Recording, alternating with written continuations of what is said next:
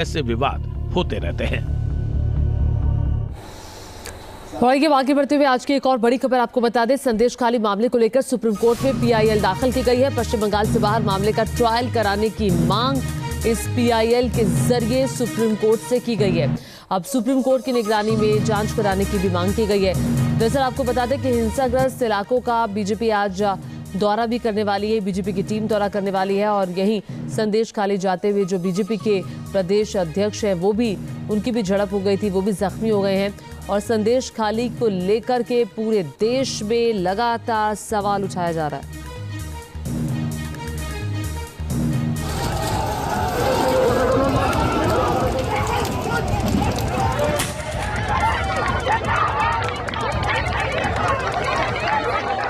पश्चिम बंगाल के संदेश खाली में भीषण संग्राम जारी है। इस विवाद पर कोई विराम लगता नहीं दिख रहा। ममता सरकार के खिलाफ बीजेपी आर पार के मूड में नजर आ रही है। टीएमसी सरकार के खिलाफ बीजेपी ने पूरे सूबे में हल्ला बोल दिया है।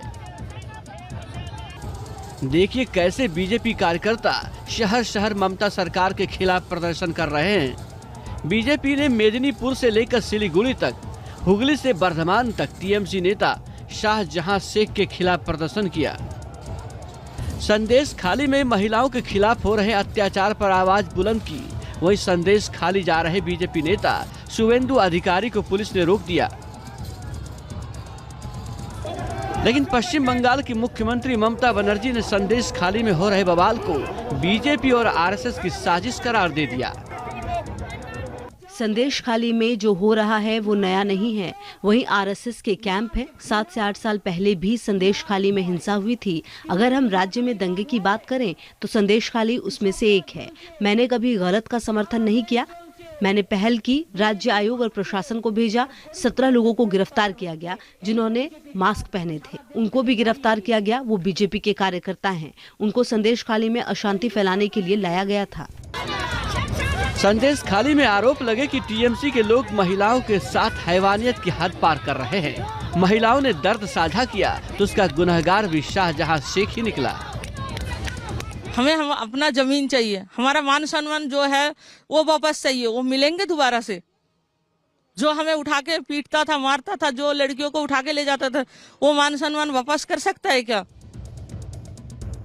ये वही शाहजहां शेख है जिस पर पहले भी इस इलाके में दंगे फैलाने का आरोप लगा था। इसी शाहजहां शेख के ठिकानों पर ईडी रेड मारने पहुंची थी, जहां उसने ईडी की टीम पर जानलेवा हमला कराया था। लेकिन हैरानी की बात है कि सीएम ममता बनर्जी अपने फरार नेता का बचाव कर रही हैं। बीजेपी ने ममता सरकार के खिलाफ मोर्चा खोला है, लेकिन जब शुवेंदु अधिकारी संदेश खाली जा रहे थे तो पुलिस ने उन्हें रोक दिया। अरे भाई बूट से पीटा, बूट का से मेरा पाँव में पहले बढ़ रहा था, मुझे पाँव में बूट से। A mayor DSP, 4 time MLA, ex minister, leader of opposition, 2 time MP, 3 time councillor. What type of behaviour? Sandeshkhali पर राज्यपाल सीवी आनंद बोस की रिपोर्ट के बाद फिर माहौल गर्मा गया है। टीएमसी ने रिपोर्ट को खारिज कर दिया तो बीजेपी ने ममता बनर्जी पर सीधे निशाना साध लिया।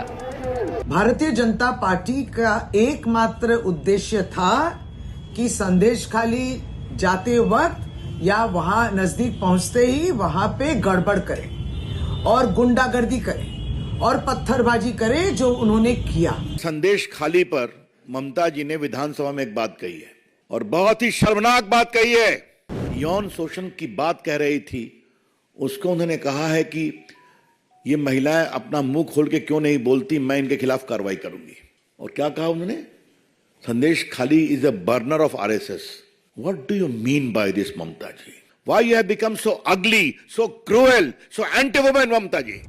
वहीं दूसरी तरफ राष्ट्रीय अनुसूचित आयोग की टीम भी संदेश खाली के पीड़ितों से मिले। पीड़ितों से मुलाकात के बाद आयोग के सदस्यों ने ममता सरकार पर गंभीर आरोप लगाए हैं। शर्मसार करने वाली घटना है कि कोई भी लड़की, कोई भी महिला उनको पसंद आती थी, वो ले जाते थे। और यहाँ का एक पॉलिटिक्स का, ये राजनीति का ये स्तर गिर जाएगा कि आप महिलाओं को यूज करेंगे और उसके बाद में उनको यूज करने के बाद में आप हटा देंगे। तो इस तरीके से नहीं चलता। इतनी घटिया राजनीति नहीं होनी चाहिए। और एक कहेंगे कि यहाँ की मुख्यमंत्री खुद एक महिला है।